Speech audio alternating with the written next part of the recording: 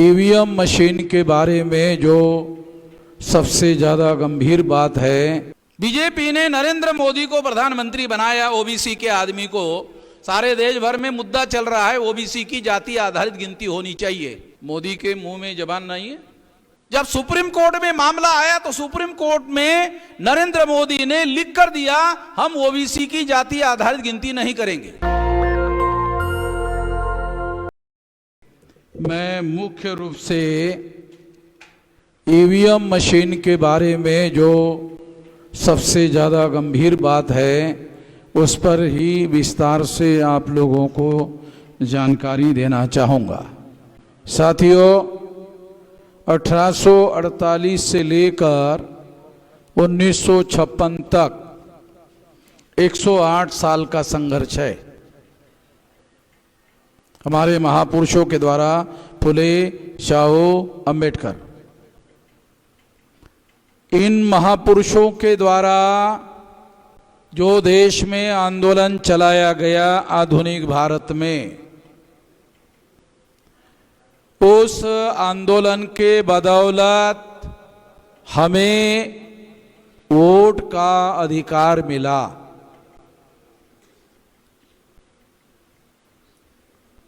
और ये जो वोट का अधिकार मिला 108 साल का संघर्ष करने के बाद मिला। हमारे महापुरुषों ने आंदोलन करके हासिल किया और उससे वो संतुष्ट हुए। वोट के अधिकार से संतुष्ट हुए 108 साल का संघर्ष करने के बाद। सेपरेट इलेक्टेड का मतलब है हमारे सही और सच्चे नुमाइंदे चुनकर जाते। बाबा साहब अम्बेडकर ने गांधी जी को पूछा, गांधी जी, अनुसूचित जाति जनजाति के मेंबर पार्लियामेंट चुनकर जाना चाहिए कि नहीं जाना चाहिए? अब गांधी जी इसको ना कैसे बोल सकते? बाबा साहब भी तो वो होशियार आदमी थे, तो वो बोलते वक्त भी बहुत होशियारी से बोलते थे। वो गांधी जी को कहा कि गांधी जी, अनुसूचित जाति जनजाति का मेंबर पार्लियामेंट चुनकर जाना चाहिए कि नहीं जाना चाहिए? अब नहीं तो बोल नहीं सकते, कहा हाँ जाना चाहिए। फिर दूसरा सवाल पूछा, वो सही और सच्चे होना चाहिए कि नहीं? अब गांधी जी इस पर हाँ भी नहीं बोल सकते, ना भी नहीं बोल सकते, क्योंकि गांधी जी तो सत्य की बात करते थे। यहां में वो सत्य की भी बात नहीं कर सकते।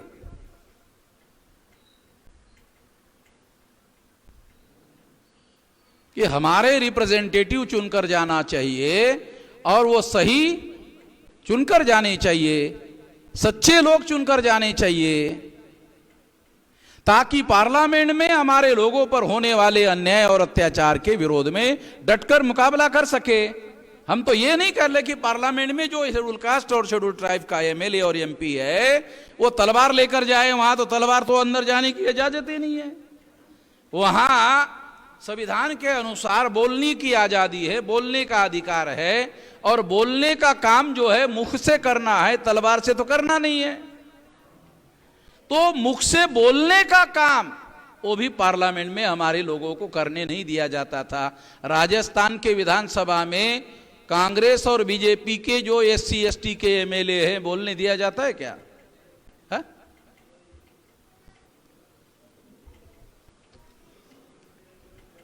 फिर भी 4-4, 5-5 शेड्यूल कास्ट, शेड्यूल ट्राइब के लोग टिकट मांगते हैं, उसमें एक को मिलता है।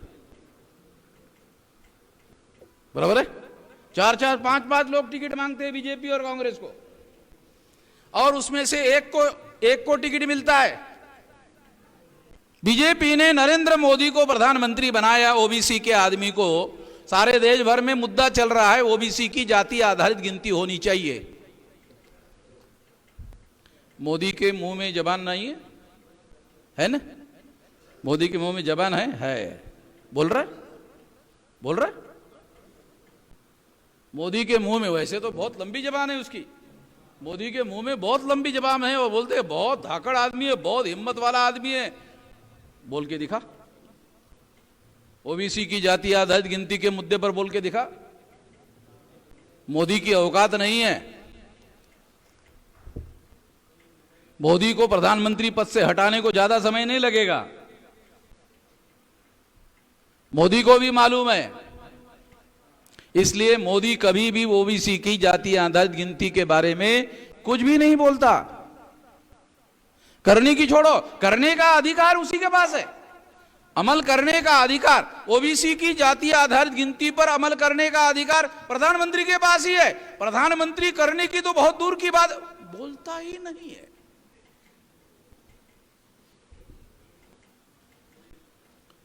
जब सुप्रीम कोर्ट में मामला आया तो सुप्रीम कोर्ट में नरेंद्र मोदी ने लिख कर दिया, हम ओबीसी की जाति आधारित गिनती नहीं करेंगे, एफिडेविट लिख कर दिया।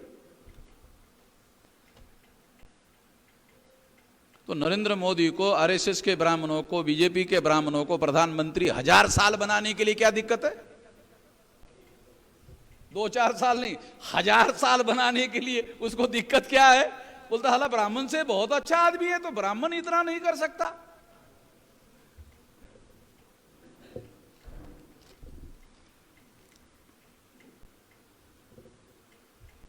तो सही और सबसे बड़ी समस्या हमारे लोगों की क्या है? डेमोक्रेसी आ गई। डेमोक्रेसी है क्या? क्या है डेमोक्रेसी? डेमोक्रेसी में 140 करोड़ लोग हैं, तो 140 करोड़ लोग तो संसद में चुनकर नहीं जाते, 140 करोड़ लोग संसद में बैठ नहीं सकते, वो रिप्रेजेंटेटिव जाते हैं। जो रिप्रेजेंटेटिव चुनकर जाते हैं वो में से कोई भी आदमी हमारी बात बोलने वाला नहीं है। ऐसे बोलने वाले आदमी को टिकट ही नहीं दिया जाता। बोलने वाले आदमी को टिकट ही नहीं दिया जाता। जब टिकट ही नहीं दिया जाता तो चुनकर आने ना आने का सवाल ही पैदा नहीं होता। इसलिए डेमोक्रेसी क्या है? डेमोक्रेसी में आपके प्रतिनिधि है तो आपके लिए डेमोक्रेसी है, आपके लिए आवाज है, आपकी बात कहने वाला कोई है, पार्लियामेंट में बोलने वाला कोई है तो आपके लिए डेमोक्रेसी है। पार्लियामेंट में बोलने वाला आपके लिए कोई नहीं है तो आपके लिए डेमोक्रेसी क्या है? क्या है आपके लिए डेमोक्रेसी? आपके लिए डेमोक्रेसी है लाइन लगाकर शांति से वोट डालो, बस खत्म हो गया तुम्हारा डेमोक्रेसी। हमारे लोग बहुत ईमानदारी से लाइन लगाकर वोट डालते हैं और किसी प्रकार का हंगामा नहीं करते हैं। सबसे ज्यादा एससी एसटी ओबीसी माइनॉरिटी के ही लोग हैं, संख्या में 85 है, और वोट भी हमारे ही लोग सबसे ज्यादा डालते हैं। या तो कांग्रेस चुनकर आती है या तो बीजेपी चुनकर आती है, तो ही पार्टियां चुनकर आती है। और ये लगभग जब से संविधान लागू हुआ तब से ये हो रहा है।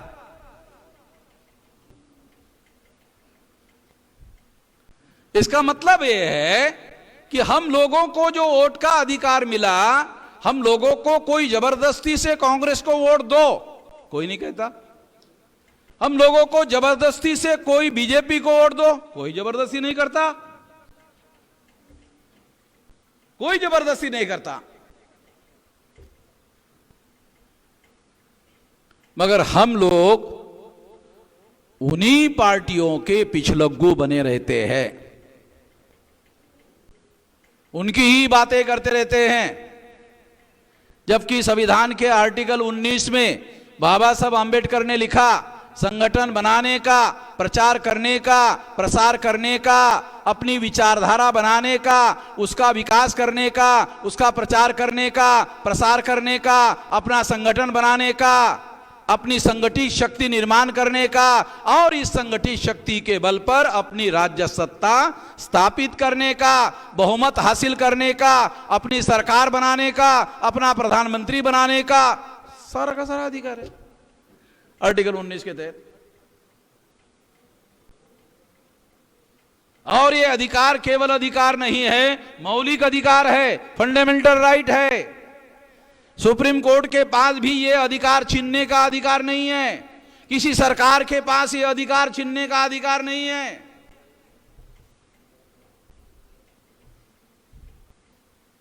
चाहे कोई भी सरकार आ जाए, चाहे किसी की भी सरकार कितनी भी बहुमत से आ जाए, वोट का अधिकार छीनने का किसी के पास भी कोई पावर नहीं है, बल्कि वोट के पावर के पास ये अधिकार है कि आपको सरकार से नीचे चुनाव में मौका मिलते ही उतार सकते हैं। इसलिए साथियों, हम लोगों को संविधान लागू होकर 75 साल के लगभग समय हो गए। 75 साल में हम अपना पढ़े लिखे होने के बावजूद भी अपना संगठन बनाने का विचार हमारे दिमाग में नहीं आया। जो बाबा साहब आंबेडकर ने ऑलरेडी संविधान में लिखा हुआ है